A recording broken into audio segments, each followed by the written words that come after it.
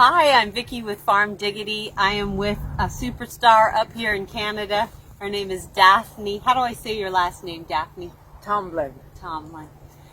Daphne, how old are you, can I ask? No problem. I'm 87. 87. Yes. You ran your dog out in the open. I saw you. You got a shed. Yeah. You got a pen. You got a pen. You did good in the pro novice. What's your secret to your longevity, and how do? First, let's start at the beginning. Okay. You're from England, Yes. and you moved to Canada. We're in Canada. Yeah. How did you get here? I came with my husband soon after we were married. There was nothing for us, I felt, in England. So I'd always wanted to come to Canada because my father had been there as a young man and had some lovely stories to tell about Canada. Were you disappointed? Did you? Oh, heavens no. I never looked back. You never looked back. Oh, that was the best decision I ever made. How nice. Yeah, it was. So you worked at a laboratory, is that right? Yeah, in a hospital. Okay. Lab technologist in a hospital. I started off in Toronto when I came to Canada in Toronto General, and then I went to smaller hospitals as I moved out into the country because the city life was not for me. City life wasn't. And you had a calling. You wanted to be a veterinarian, but that didn't work out because of financial and having to go to college. So what did you do after that to fill that gap? Well, then I was a lab technologist because that was all my parents could afford the training. Right, you know, right. They'd had the money. But then these guys called you and you became a kennel. You had a kennel? Yeah, for I don't remember exactly, about 20 years I worked in a hospital, and then, but always I wanted to have some life around animals. I mean, I always had animals. I can never remember a time when I didn't have a dog. In my parents' home and in my own home, there's always been a dog, and sometimes cats. And I always wanted to, live around animals and do. And at that time, there really wasn't much in the way of boarding for dogs and cats. The dogs were put in a cage and were left there, and that was it, 24/7.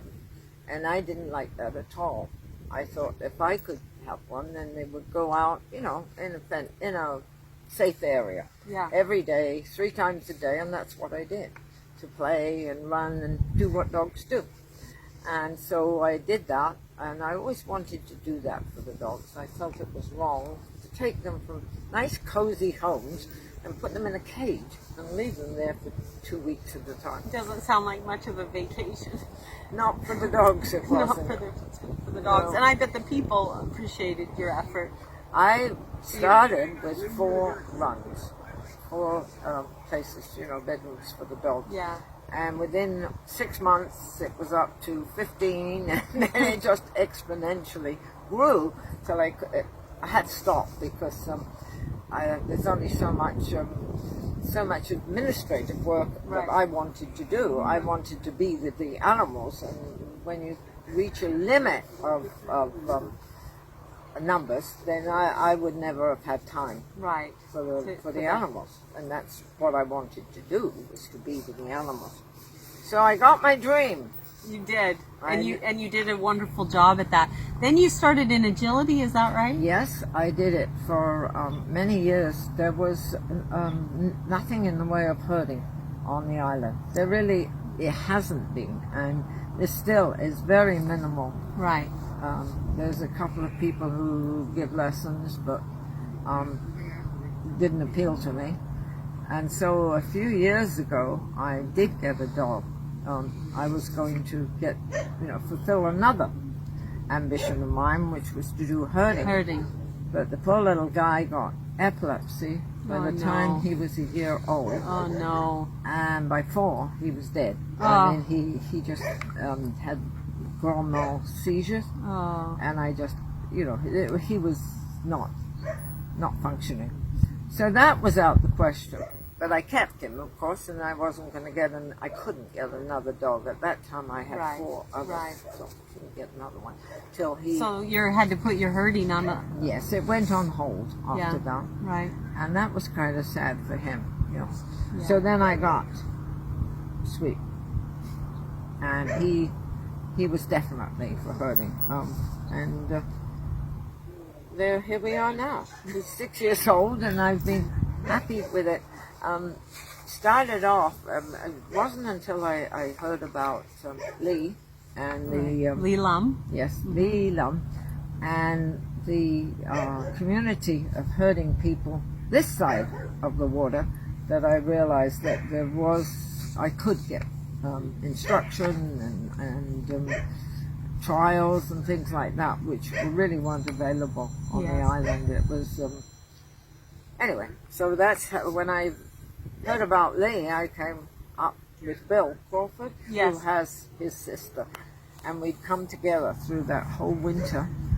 And Lee was absolutely amazing. I have a video of us standing in the middle of that field having lessons with the snow blowing horizontally. We had a little of that this weekend, didn't we? Poor lady, but she put up with us. We used to come every couple of weekends and stay in town. And then Bill moved here, so now I come when I can get away from home. Well, I watched you, and you're quite amazing. Your dogs are really obedient because you can't see this, but she uses 2 walking sticks. Your niece have troubles. Oh, I think that's the understatement of the year. One is completely shot, and the other one is halfway shot. And then you had another little setback that hasn't really set you back, but you broke your hip. Yeah, I did that last November. Yeah. And they put a pin in it. But a lovely pin, all the way down. It's very pretty. I saw on the X-ray. And here you are still. So you're now in the open. You send your dogs out. Why do they listen so good? How do you get them when you can't get out there? How come your dogs listen so good to you? Because I don't know, we have such a relationship. I mean, he's amazing. It took a long time with Scott to feel a bond with him. It took a year before he would look me in the eye. And that is indicative to me that we weren't a pair. You know, I wasn't his and he wasn't mine. It was just, he lived in my heart. So when that happened, and then when you get a relationship like that, they really want to please. It's just a question of explaining to them what you want to please you. And with Scott, it's taken quite a while because he had a history of other people before me.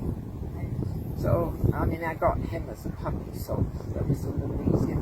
You have your dogs, they listen, they break down for you, they take care of you, I would say, wouldn't you? Like, they're watching for you and holding those sheep so that you can get a shed in. I mean, you have to get in the right spot, and you're not super mobile, are you? But no, it's very difficult to shed, which is why I got horrified when I got bumped up into doing open, because I thought, I can't move. But you well, I don't know, but you did. Well, it's a question of luck. You know, if you're just lucky enough to be in the right place, and the dog will come in for me and happen, because he's happy to do stuff for me. So if I'm in the right place, but if they start, running off, there's really nothing I can do. So I just shrug my shoulders and say, that's fine, I had fun up until this moment. And it really doesn't matter. You know, it's not the be-all if you don't get the shed. It really isn't. I mean, the fun is the outruns and the driving, and that's where I get the most, pleasure from. The shed is nothing. You have grit, which is one of my very favorite characteristics in somebody. So I'm so drawn to you because you are a gritty woman. Everyone knows that. You have no... the reason you broke your hip is you were cleaning your barn, correct? And the wheelbarrow fell over. And stupidly wheelbarrow. I solved it. I bought a new wheelbarrow with 4 wheels. It can't tip over. That's right. Just get a new wheelbarrow. I know. Life just throws you things and you find a solution. And the solution was a new wheel. It's that day to day. If you had to say something, we have our Farm Diggity viewers at home. Could you give them a word of wisdom, like to keep going? What could you tell them? Some advice for a happy life that you made for yourself? Well, of course, I have children, and they gave me great pleasure at the beginning, which is not much help to your clientele. But I just think that I just keep moving, and it's because I see too many people that give up movement. We were made to move.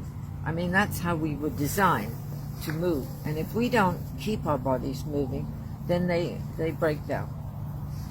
Well, they really do. People get overweight and they get high blood pressure and all kinds of things that they wouldn't if they just kept themselves active.